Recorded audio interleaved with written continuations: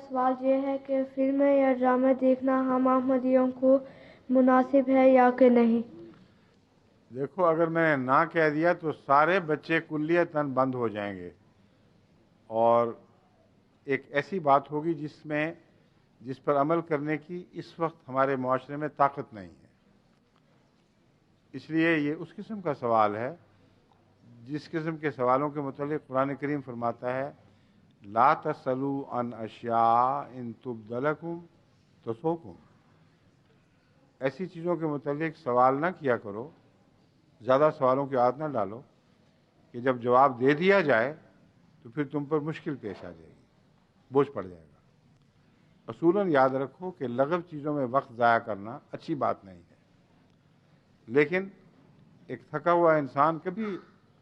کوئی ایسا ڈرامہ دیکھے جو گندا نہ ہو، اور کہانی نہیں سنتا آدمی، کہانی نہیں پڑھتا، تو آج کل ٹیلی ویژن پہ آپ یہ سمجھ لیں کہ کہانیاں پیش کی جا رہی ہیں، وہ کہانیاں جو اپنی ذات میں گندا پیغام نہ دیں، اس سے انسان کے دل پر برا اثر نہ پڑے، وہ اگر کوئی کبھی تھکا ہوا جب دوسرے کاموں کے لیے طاقت نہیں ہے دیکھ لے تو یہ اس ریلیکسیشن میں کوئی گناہ نہیں ہے، مگر اسے عادت بنانا نقصان دہ ہے۔ اگر گندی کہانیاں نہ بھی ہوں تب بھی جن کو ٹیلی ویژن کی عادت پڑ جائے ان کو ایک قسم کا جنون سا ہو جاتا ہے، ڈرگ ایڈکشن ہو جاتی ہے، وہ گھماتے رہتے ہیں نوب کو کہ کہیں کوئی پروگرام مل جائے، اور طبیعت بور بھی ہو رہی ہوتی ہے، تھک بھی رہے ہوتے ہیں، دل بھی چاہتا ہے اپنی مرضی کا پروگرام ملے، اکثر نہیں بھی ملتا اور وقت ضائع ہوتا چلا جاتا ہے، پڑھنے کی عادت ختم ہو جاتی ہے۔ حالانکہ جو لٹریچر ہے، کتابوں کا مطالعہ، اس کو ٹیلی ویژن کبھی بھی ریپلیس نہیں کر سکتا، اس کی عادت ضروری ہے، اس سے دماغ روشن ہوتا ہے۔ تو ٹیلی ویژن کو حسب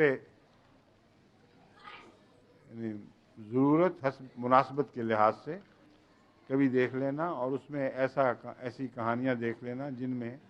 کوئی بد بات نہ ہو، کلیتاً حرام نہیں ہے، سمجھ گئے ہو؟ لیکن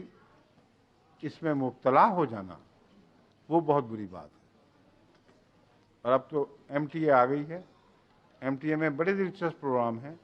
اس لیے یہ نہیں کہا جا سکتا کہ ایم ٹی اے کے سوا ہمیں باہر ضرور کچھ دیکھنا ہوگا ورنہ ہم ریلیکس نہیں ہو سکتے۔